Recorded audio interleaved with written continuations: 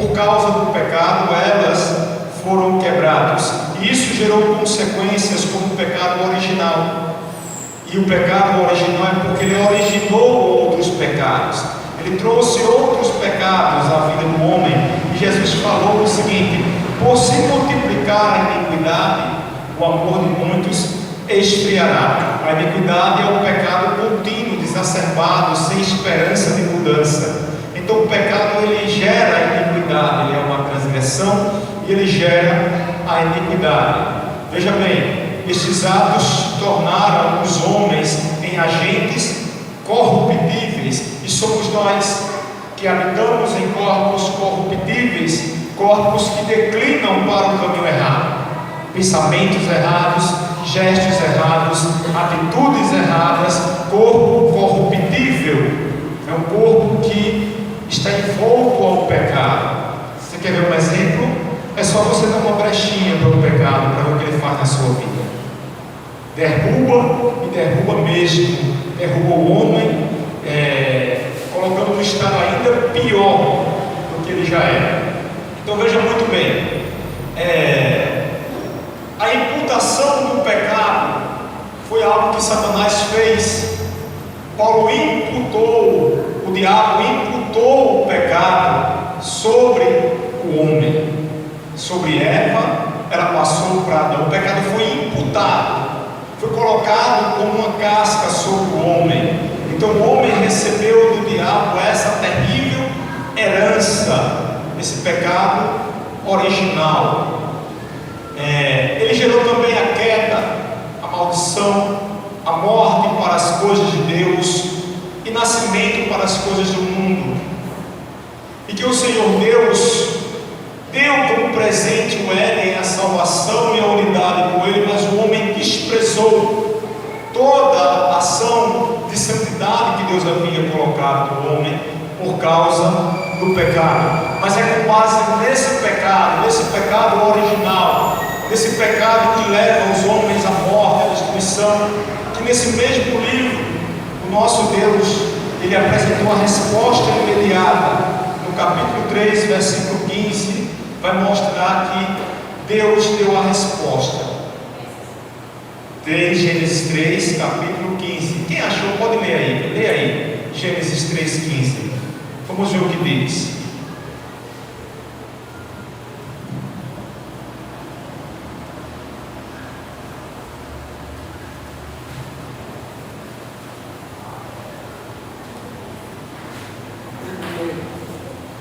Pode ler. Porém, inimizade entre ti e a mulher, e entre a tua semente e a sua semente. Esta te ferirá a cabeça e tu lhe ferirás a calcanhar. Porém, inimizade entre ti e a mulher, entre a sua semente, entre o seu descendente e a sua semente. É isso? Esta lhe ferirá a cabeça e ela morderá o calcanhar. Isso é a resposta de Deus, mostrando que Jesus seria de fato a salvação para os homens. E o sacrifício da cruz foi anunciado aqui. A remissão dos pecados foi anunciado aqui. A morte de Jesus nada mais era do que a mordida da serpente no calcanhar. Mas aí a própria palavra nos mostra a vitória de Jesus sobre a morte, sobre toda a ação do diabo. Então essa é a resposta que Deus deu. Deus dando aos homens a esperança da salvação. E se você acompanhar todo o Antigo Testamento, você vai ver claramente que todo o Antigo Testamento anuncia a Cristo como a esperança da salvação. Nos Salmos anunciam a Cristo, Isaías, Jeremias anunciam a Cristo. Todo o Velho Testamento ele traz a menção do Cordeiro sacrificado, do Cordeiro Pascual, do Cordeiro que foi imolado, do Cordeiro da tenda da aliança, da tenda da congregação. Eles sacrificavam, derramavam o sangue, espargiam o sangue para a remissão dos pecados. Tudo isso gerava um inclinava para Cristo, mostrava que Cristo era o Cordeiro que havia de vir. Quando você olha a passagem da mulher samaritana, você vai encontrar ela dizendo o seguinte: encontramos aquele de quem Moisés falou. Então Jesus ele é de fato o Cordeiro que foi anunciado por Moisés. Quando você vê a passagem de Filipe, quando ele chega para anunciar sobre Jesus, ele diz assim: olha, encontramos aquele de que Moisés falou, ele é de Nazaré. E aí o outro discípulo diz assim: pode sair alguma coisa boa de Nazaré? Ele diz: vem ver. Então esse Jesus era aquele de quem Moisés falou.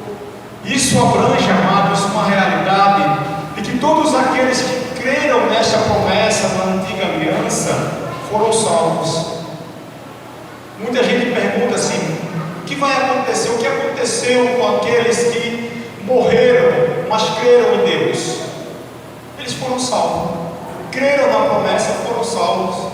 Quando você chega no capítulo, no livro de Mateus, você vai encontrar Jesus combatendo a prática dos fariseus. E eles perguntaram a Jesus o seguinte: Jesus, se uma mulher teve vários, casada com um irmão, com um homem, não teve filhos, e casou com ele, morreu, e casou com seu irmão mais novo, ele morreu também, não teve filhos, em cumprimento da lei do levirato, e ela casou-se com 7 irmãos, na ressurreição ela será mulher de quem? Aí Jesus disse: ela não será mulher de ninguém, porque na ressurreição será com anjos, nem casam-se, nem se dão em casamento. Aí eles fizeram isso para provar Jesus. Jesus disse: vós também pecais por não conhecer o poder de Deus, nem as Escrituras. Pois, o que diz as Escrituras? Deus é Deus de Abraão, de Isaac e de Jacó. Logo, Deus é Deus dos vivos, e não Deus dos mortos. Então isso mostra que eles receberam a salvação, porque creram em Deus e creram na promessa. E isso é imputado como justiça para nossas vidas. Então Jesus, ele é de fato o profeta messiânico, ele é o Messias, é o profeta que foi anunciado como a resposta para a minha e para a sua vida, a resposta e a esperança de salvação eterna. E o Novo Testamento cumpre essa promessa. Você encontra João Batista sendo o último profeta da anunciação. Depois que João Batista ele morre, não existe mais profecia da anunciação. Eu sou a voz que clama no deserto, endireitai os caminhos, consertai as veredas. E aí quando Jesus ele aparece, ele diz: este é aquele que havia de vir, e veio. Então João Batista é o último profeta da anunciação. Os profetas que vieram depois de João Batista são profetas da revelação. Eles estão revelando a existência de Cristo, estão mostrando que Cristo ele é de fato o Messias ungido. Que coisa tremenda, não é isso? Veja bem, no capítulo 3 do livro do Gênesis, a serpente, sendo a mais astuta dos animais criados por Deus, distorceu a ordem de Deus sobre comer da árvore da vida, da árvore do conhecimento, da árvore que estava no meio do jardim. Veja o que ela fez: colocando dúvidas em Eva, ela disse: comereis dessa árvore, não morrereis. Deus falou que eles iam morrer, mas morrer espiritualmente, por as coisas espirituais. E a serpente colocou dúvidas na cabeça de Eva, mostrando que ela não morreria fisicamente, mas que ela seria igual a Deus. Ela colocando dúvidas em Eva para que Eva viesse pecar. A serpente falou que certamente a mulher não morreria e colocou mais dúvidas. No versículo 5, a serpente falou que a mulher seria igual a Deus, conhecedora do bem ou do mal. E sabe o que isso gerou em Eva? Curiosidade, conhecer o bem e o mal. Veja, a mulher teve curiosidade em ser igual a Deus, logo ela não tinha o conhecimento das coisas erradas. Em outras palavras, a serpente disse: olha, tu vais ser igual a Deus, tu vai conhecer o bem e o mal. Isso gerou curiosidade dela de conhecer o que? O mal. Pois o bem ela já conhecia, ela já tinha feito com ela, ela estava no estado de santidade, já tinha alianças feitas entre Deus e Adão, entre Deus e Adão no Éden, duas alianças, mas ela teve o desejo de conhecer o mal. É só você acompanhar na Bíblia, o desejo de ser dominadora do seu esposo. Veja bem, então com essa ação há uma consequência, uma cadeia de situações que levaram à queda. E se você olhar, a mulher teve curiosidade em ser igual a Deus, logo ela não tinha conhecimento do mal. No versículo 6, a mulher viu que a árvore era boa, ela olhou, agradável aos olhos e desejável para dar o entendimento. Veja quantas escalas Satanás trabalhou na vida de Eva para que ela pudesse começar a executar. Ela viu que a árvore era boa, agradável aos olhos, desejável para dar entendimento. Foi por isso que Satanás não tentou Adão, mas tentou a Eva. Por quê? Porque ele sabia da facilidade que encontraria justamente por causa dos atributos da mulher. O desejo de Eva era ter entendimento, de ser igual a Deus, por isso que ela se corrompeu. Depois vieram as ações, desejos, cobiças, ação, consumação do ato, indução à prática do erro, dando fruto ao seu esposo. Ela não só olhou, ela não só desejou com os olhos, ela não só entendeu que a árvore era boa para dar entendimento, mas ela teve a cobiça, o desejo, ela praticou a ação, o ato. Isso gerou um outro pecado chamado indução. Ela induziu a Adão a pecar. Mas se você acompanhar Gênesis, você vai encontrar que depois que ele comeu, é que os olhos de ambos se abriram, porque a responsabilidade da família era de Adão. A promessa foi feita com Adão. Então toda a queda responsabilizou o sacerdote do lar, Adão. Depois da situação, vieram outros problemas, como a quebra das alianças edêmica e adâmica, a desobediência a Deus. Eles conheceram o mal, o desejo pelas coisas mais erradas e desordenadas. Houve com isso a primeira acusação, pois quando Deus chegou diante de Adão e perguntou: comeste da árvore que eu te disse que não comesse? Adão disse à mulher que tu me desse. Foi ela. Ele foi o primeiro capoeira da história da humanidade. Ele jogou a responsabilidade do ato dele para cima dela. E quando Deus perguntou a ela, se foi a serpente. Então cada um tirou a sua culpa, né? Cada um tirou de si a sua responsabilidade. Mas isso tudo gerou a quebra das alianças edêmica e adâmica, as desobediências a Deus. Eva acusou a serpente não poderia acusar mais ninguém.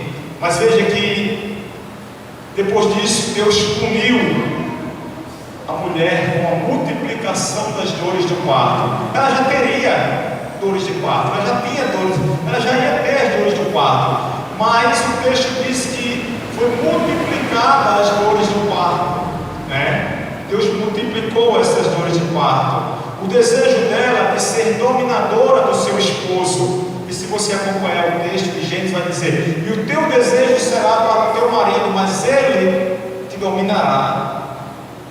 Então a mulher ela tem justamente esse desejo de ser mais do que o esposo.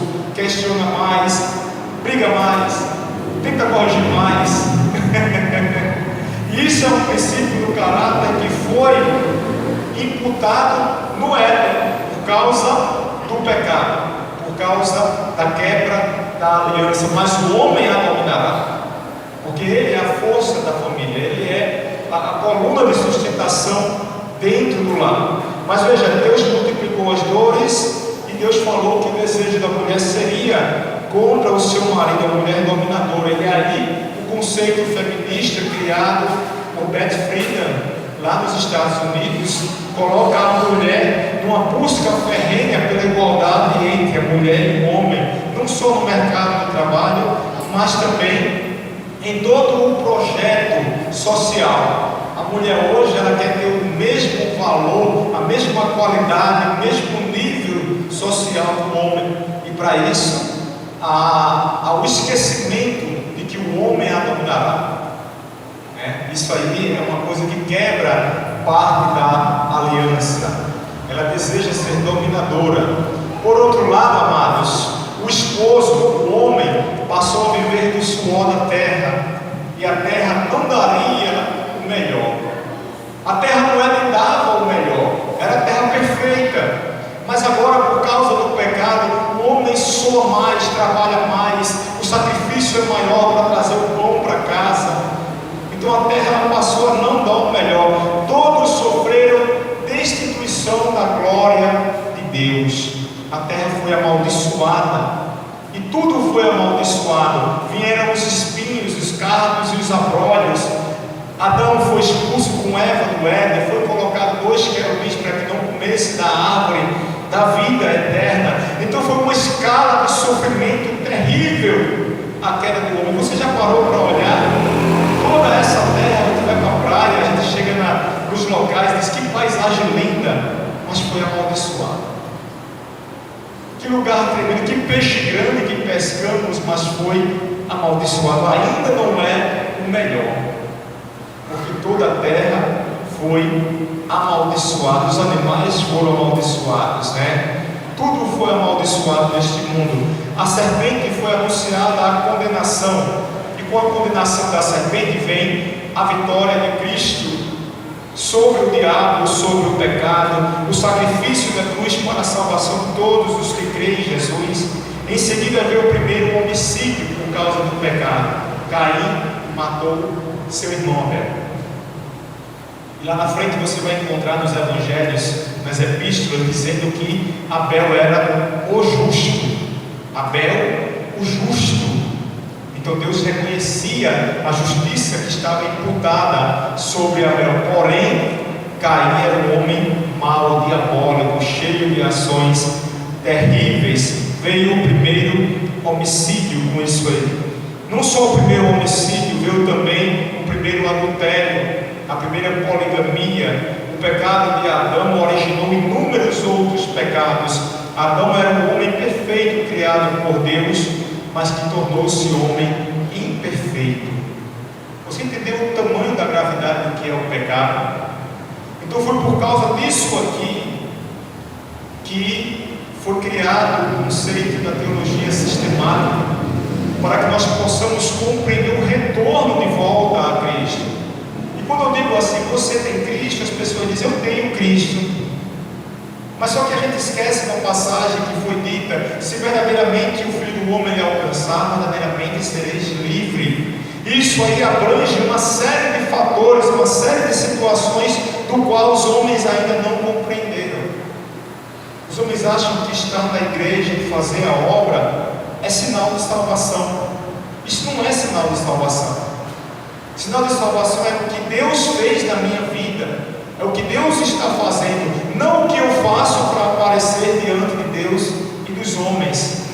A mudança que o Evangelho proporciona, a minha vida em Cristo, a minha entrega a Ele, isso mostra que eu sou de Cristo. Entendeu a grande diferença? Chega a pessoa na igreja e diz assim: pastor, se eu trabalhar o povo na fé. Só que a fé, ela não vem pelo trabalho, ela vem pelo ouvir e ouvir a palavra. Então há uma grande diferença nisso aí. Você estar na obra é uma consequência da salvação. Não você é salvo, então você deve fazer a obra. Não fazer a obra para ser salvo. É diferente, a ideia é diferente. Veja que o pecado é algo tão terrível, ele é algo tão obscuro, tão maldito, que o salmista disse: eis que fui nascido em iniquidade, e em pecado me conheceu minha mãe. Então todas as crianças, todos os bebês recém-nascidos já nascem em pecado, são pequenos pecadores. E isso é consequência das decisões tomadas no Éden, as decisões de Eva e de Adão. E aí eu olho para a minha vida às vezes e pergunto assim: Senhor, eu não pedi para nascer pecador, eu não pedi para ter pecado, eu não pedi para estar longe do Senhor, mas louvado seja o nome do Senhor, que nos remiu, que nos alcançou e que nos justificou ficou dentro desse princípio aqui da soteriologia, nós vamos trabalhar sobre a justificação também, sobre a imputação. E isso mostra claramente que Deus, Ele viu em mim e em você algo que os outros homens não veem. E aí você, quantas e quantas vezes você é visto assim, olha o crentezinho, olha a crentezinha, só quer ser o santo, o santarrão, não é assim? Mas foi Deus quem viu, foi Deus quem escolheu, foi Deus quem derramou a sua justiça sobre nós, e isso é o motivo de nos alegrarmos diante dele. É Deus quem faz essas coisas. O homem não é capaz de andar no caminho da salvação se Deus não o colocar no trilho. Jesus falou: eu sou o caminho, a verdade e a vida. Eu sou o caminho que os homens devem andar, a verdade que os homens devem viver, e a vida eterna. Então não há como um homem dizer que é salvo. Então hoje nós vamos trabalhar dentro dessa missão toda, desse pecado terrível que assola os homens, que tem aumentado gradativamente, que tem tirado a paciência dos crentes impacientes, mas a Bíblia diz: buscai com todo zelo os dons e os frutos. E aí a mansidão é um princípio do cristão, a longanimidade é um princípio do cristão, a perseverança é um princípio do cristão. Sabe o que acontece na igreja de hoje? As pessoas procuram o poder, mas não procuram os frutos do Espírito. As pessoas estão muito preocupadas em falar em línguas e ser profetas, mas não procuram a longanimidade, a mansidão, a perseverança, o amor, que é o maior dos dons. Não procuram, por quê? Porque isso não faz aparecer. O que faz aparecer é estar pulando, falando em línguas, mistério para todo lado. Então, isso é o que faz aparecer. Mas o dom do acolhimento, o dom do amor, são maior do que todos os dons. E contra isso não há lei. Você entendeu a grande diferença? O dom da palavra, por exemplo, as pessoas não querem o dom da palavra, porque vão passar horas e horas estudando a palavra. E glória a Deus, a uns foi dado o dom de mestre, a outros de pastores, a outros de bispos, a outros de línguas, discernimento dos espíritos, mas as pessoas só querem aquilo que faz aparecer. E tudo isso, amados, abre uma grande brecha para Satanás, porque o que tem de profeta dizendo que são profetas, mas não conhecem nem o que é o livro de Oséias, não conhecem nem o que é Malaquias. Abra sua Bíblia no livro de Neemias. Onde é que tem Neemias? Está onde? É Novo Testamento, Neemias. Então é por conta dessas coisas que as pessoas se dizem profeta, mas profeta sem esta profecia bíblica não é profeta. Profeta sem palavra não é profeta. É complicado, e a gente vê que tudo isso entra na questão da queda do homem, na questão do pecado. Satanás tem enganado a muitos, e louvado seja Deus que nos deixou a palavra para que nós não venhamos a ser enganados. Mas dentro da ordem, dentro da escala do pecado, você viu que Eva viu, Eva olhou, Eva cobiçou, desejou, fez o ato.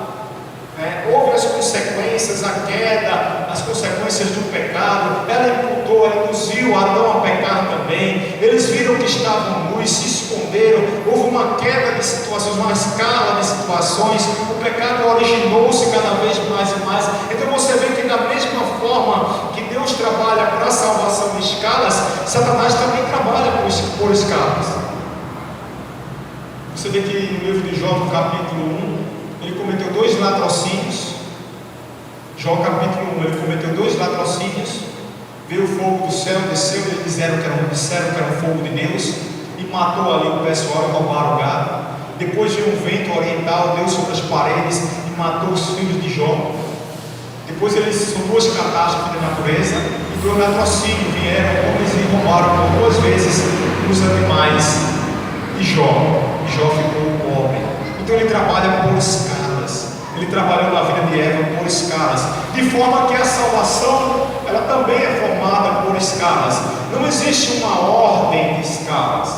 Não é porque Deus trabalhou na minha vida de uma forma que Deus vai trabalhar na vida do pastor para a restauração da mesma forma, ou na vida do pastor João. Deus tem seus projetos, Ele tem seus princípios de trabalhar. Mas nós vamos trabalhar hoje um conceito, porque quando nós falamos de teologia teologia sistemática, nós falamos de conceitos. Então, cada um tem o seu conceito, cada um tem a sua base, cada um tem o seu entendimento, e nós procuramos aquilo que é melhor para nossas vidas, aquilo que mais se adequa a mim, a você, o evangelho que nós recebemos de Deus. Existe um conceito chamado Ordo Salutis, que significa a ordem da salvação. Ordo Salutis é um contexto grego, que mostra a ordem, ou seja, a sequência da salvação. Porque veja, Jesus estava na cruz, e do seu lado tinha um ladrão, e do seu outro lado tinha um outro ladrão. E um ladrão acusava a Cristo, zombava de Cristo: se tu és realmente o Filho de Deus, desce daí e nos tira daqui também. E o outro dizia: não, esse homem não tem pecado, esse homem é rei, ele é Senhor. Enquanto um zombava, o outro buscava se reconciliar com Deus. Mestre, lembra-te de mim quando chegares no teu reino.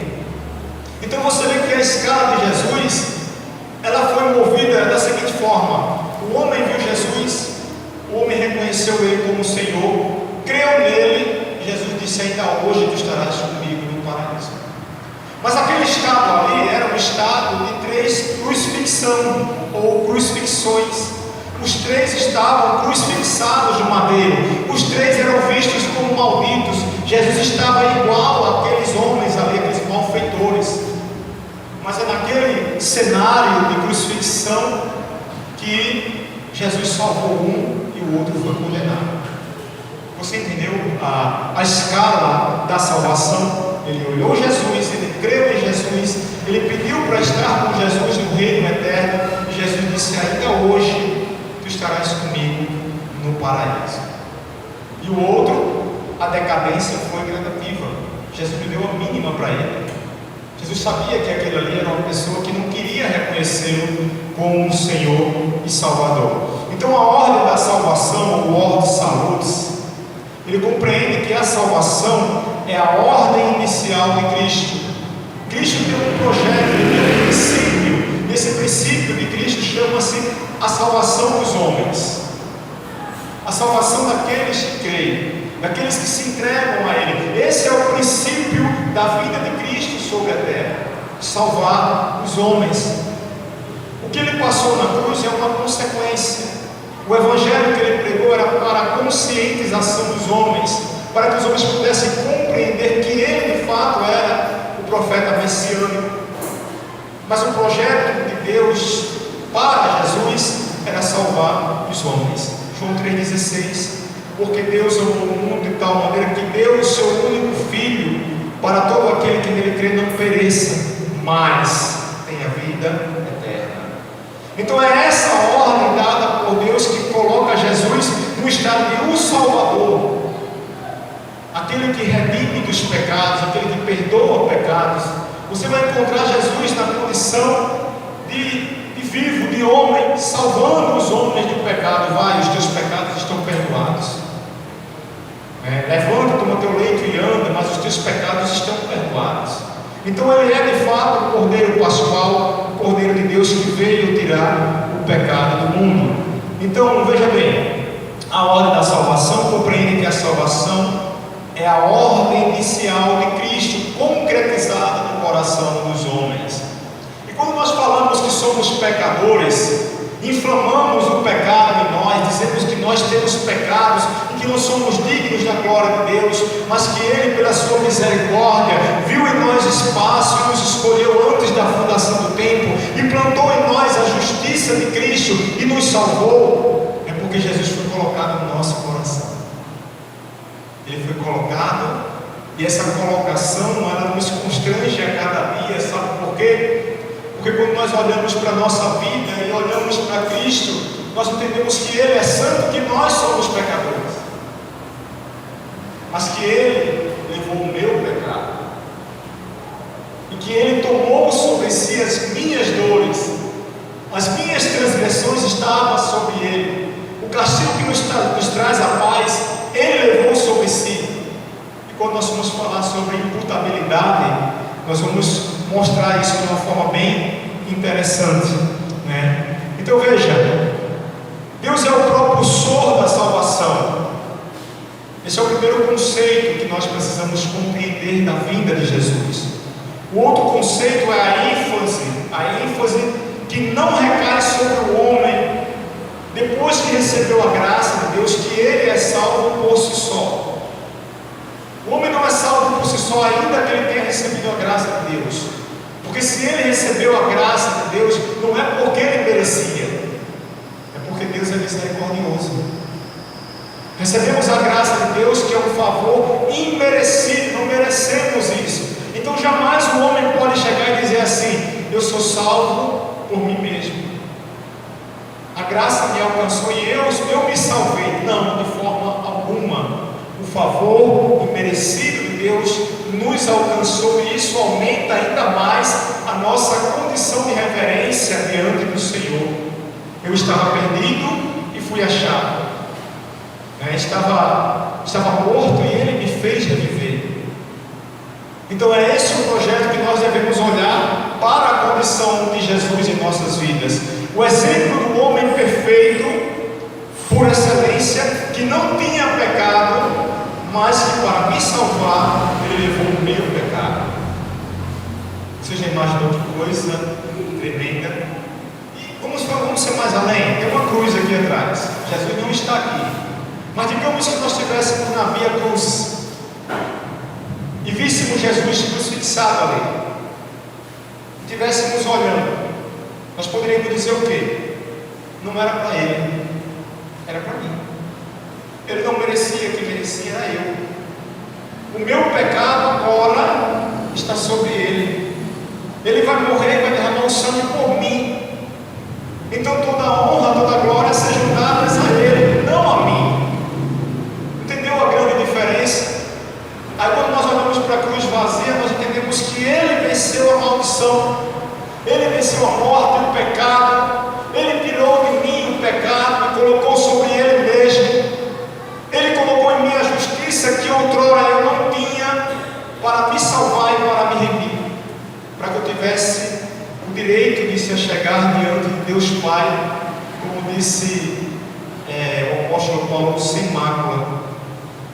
Mas aí nós temos um problema em relação a isso, porque Paulo, quando escreve a sua carta, creio que aos Romanos, ele vai combater justamente essa prática, pois os homens olhavam para a cruz, olhavam para Jesus e diziam assim: aonde abundou o pecado, superabundará a graça. Então eu vou pecar, porque quanto mais pecado eu tiver, mais a graça de Deus há de me alcançar. E porque Jesus levou o meu pecado, eu não tenho motivo algum de pecar.